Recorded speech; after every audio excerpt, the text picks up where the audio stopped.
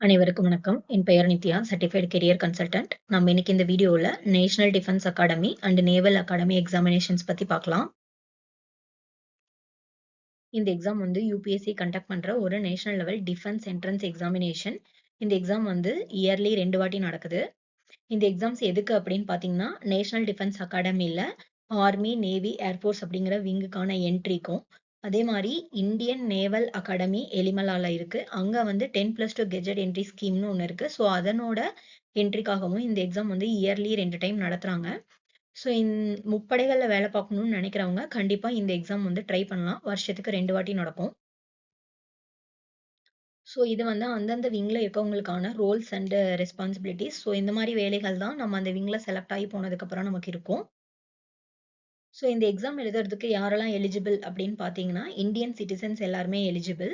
So both male and female இந்த எக்ஸாம வந்து எழுதலாம். பட் ஒரே கண்டிஷன் வந்து அன்மேரிடா இருக்கணும். மேரிட் கேண்டிடேட்ஸ்க்கு இந்த எக்ஸாம் எழுதுறதுக்கு அலவுட் கிடையாது.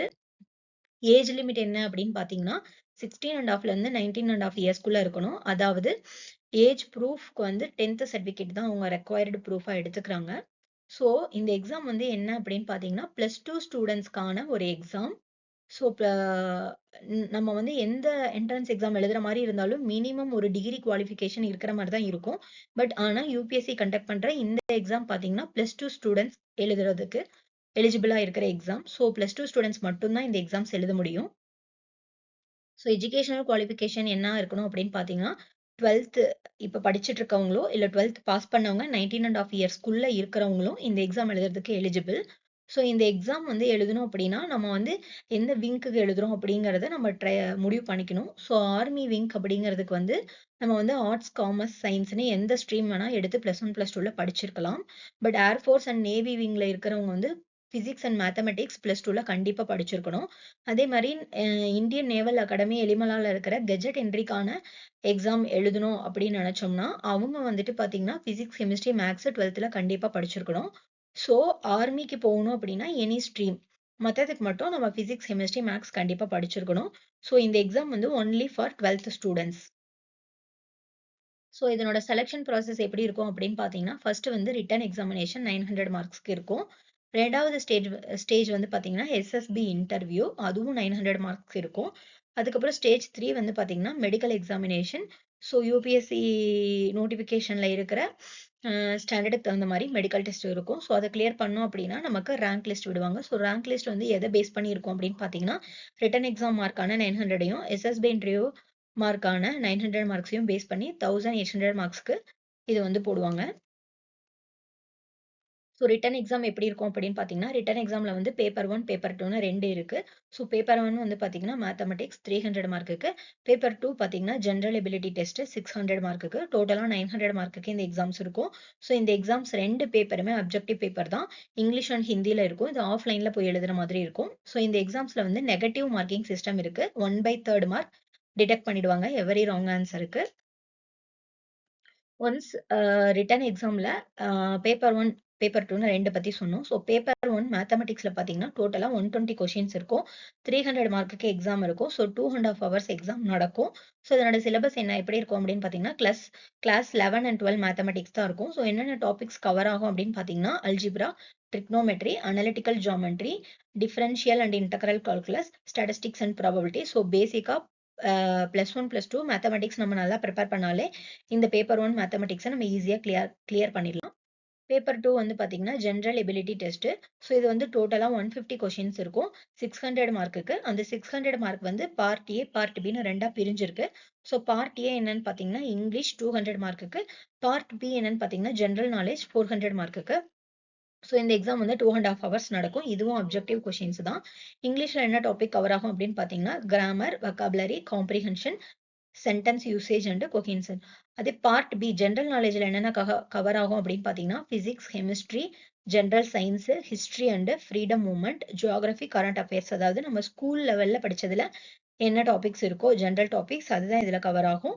ஸோ பேசிக்காவே ஜெனரல் நாலேட்ஜ் டெஸ்ட் வைக்கிற எல்லா இடத்துலயும் இந்த டாபிக்ஸ் தான் கவர் ஆகும். ஸோ நம்ம மத்த எக்ஸாம்க்கு ப்ரிப்பேர் பண்ணியிருந்தாலும் இது நமக்கு யூஸ் ஆகும். அடுத்தது பார்த்தீங்கன்னா, பேப்பர் 1, பேப்பர் 2 அந்த ரிட்டன் எக்ஸாம் கிளியர் பண்ணிட்டோம் அப்படின்னா, நம்மள வந்து எஸ்எஸ்பின்னு இருக்கு கால் ஆஃபர் பண்ணுவாங்க.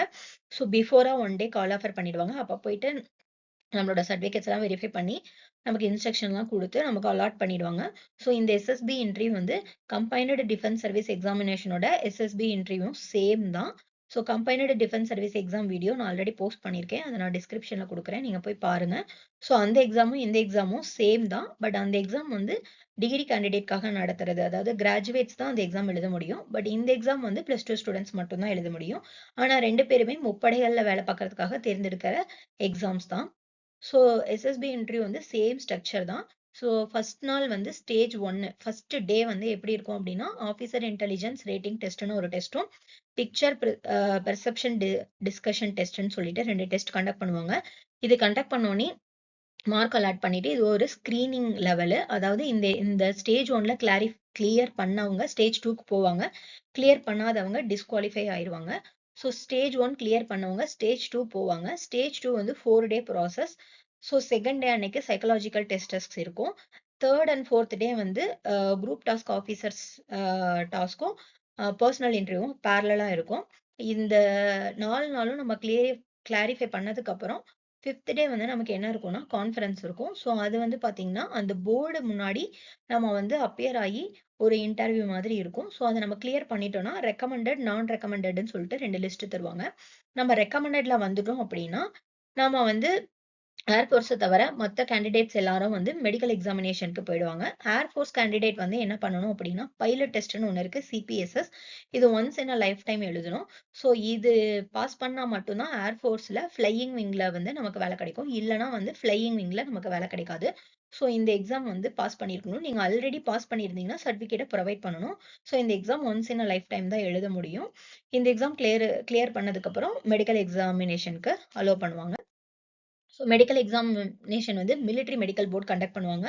ஸோ நார்மல் ரெக்வயர்மெண்ட் நோட்டிஃபிகேஷன்ல என்னென்ன பிரான்ச்க்குன்னு ஸ்பெசிஃபை பண்ணியிருக்காங்களோ, அது எல்லாமே செக் பண்ணி மெடிக்கலி ஃபிட் அப்படின்னு ஒரு சர்டிஃபிகேட் தருவாங்க. அது நாம அந்த சர்டிஃபிகேட் வாங்குனா மட்டும் தான் நம்மள வந்து செலக்டட்ன்னு சொல்லுவாங்க. ஸோ மெடிக்கலா நம்ம ஃபிட்டா இல்ல அப்படின்னா, நம்மள வந்து டிஸ்குவாலிஃபை பண்ணிடுவாங்க. ஸோ ஒன்ஸ் இந்த எல்லா ப்ராசஸும் written exam, SSB interview, medical examination எல்லாம் ஃபினிஷ் ஆனதுக்கப்புறம் ட்ரெய்னிங் இருக்கும். ஸோ ட்ரெய்னிங் வந்து எப்படி இருக்கும் அப்படின்னு பார்த்தீங்கன்னா, ஆக்சுவலா கம்பைன்டு டிஃபென்ஸ் சர்வீஸ்ல வெறும் விங்ல மட்டும் தான் ட்ரெய்னிங் இருக்கும். ட்ரெய்னிங் முடிஞ்சோனே போஸ்டிங் போட்டுருவாங்க. பட் இங்க வந்து பார்த்தீங்கன்னா, +2 ஸ்டூடண்ட்ஸா இருக்கறனால அவங்களுக்கு அகாடமிக் ட்ரெய்னிங்கும் குடுப்பாங்க. ஸோ அதனால வந்துட்டு எப்படி இருக்கும் பார்த்தீங்கன்னா, ட்ரெய்னிங் வந்து 2ஆ பிரிச்சிருக்காங்க. அதாவது ஆர்மி, நேவி, ஏர்ஃபோர்ஸ் விங்கான நேஷனல் டிஃபென்ஸ் அகாடமிக்கு கீழ வரவங்களுக்கு பூனேல 3 இயர்ஸ்க்கு ட்ரெய்னிங் தருவாங்க. ஸோ அங்க வந்து academic training, physical training, military training 3மே இருக்கும்.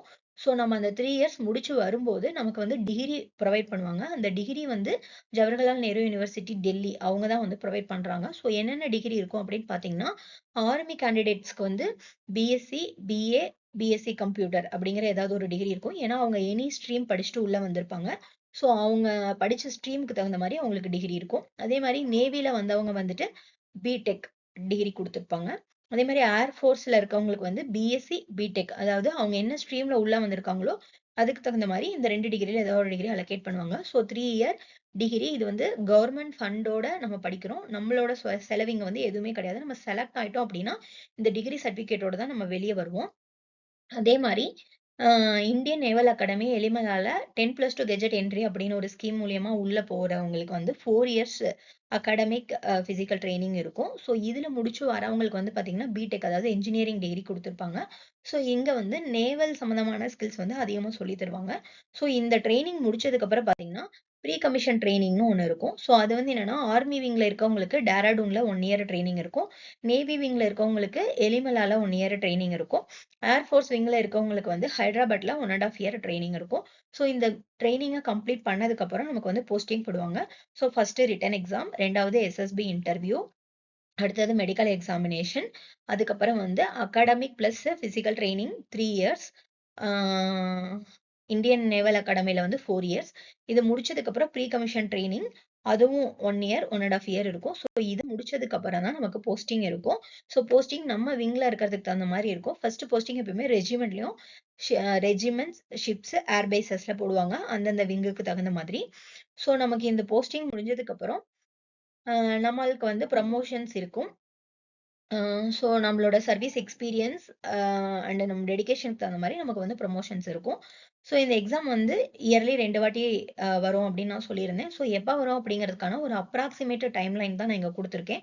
ஸோ எப்பயுமே வந்து பார்த்தீங்கன்னா, நோட்டிஃபிகேஷன் ஒண்ணு வந்து டிசம்பர், ஜனவரில வந்துட்டு எக்ஸாம் ஏப்ரல்ல கண்டக்ட் பண்ணுவாங்க. அதே மாரி இன்னொரு நோட்டிஃபிகேஷன் மே, ஜூன்ல வந்து எக்ஸாம் செப்டம்பர்ல கண்டக்ட் பண்ணுவாங்க. ஸோ இது வந்து ஃபிக்ஸ்டு கிடையாது. ஸோ நம்ம எப்பயுமே வந்து கேர்ஃபுல்லா செக் பண்ணிக்கிட்டே இருக்கணும்.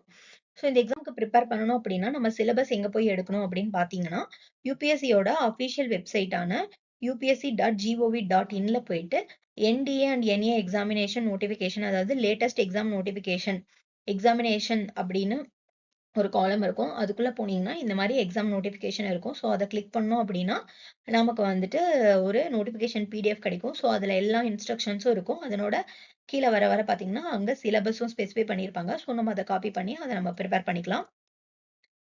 அ இந்த எக்ஸாம்ஸ் வந்து நான் வந்து முப்படைகள்ல கண்டிப்பா வேல பார்க்கணும், நாட்டுக்காக நான் சேவை செய்யணும் அப்படின்னு எதிர்பார்க்குற ஸ்டூடண்ட்ஸ், +2 முடிச்சோனயுமே டைம் வேஸ்ட் பண்ணாம இந்த எக்ஸாம்க்கு ட்ரை பண்ணிட்டு, ஒரு டிகிரியோட ட்ரெய்னிங் எடுத்து நல்ல போஸ்டிங்ல வரதுக்கான நெறைய வாய்ப்புகள் இருக்கு. ஸோ ஸ்கூல் சப்ஜெக்ட்ஸ நீங்க ஒழுங்கா படிச்சீங்கனாலே, இந்த எக்ஸாம் வந்து ஈஸியா கிளியர் பண்ணிறலாம்.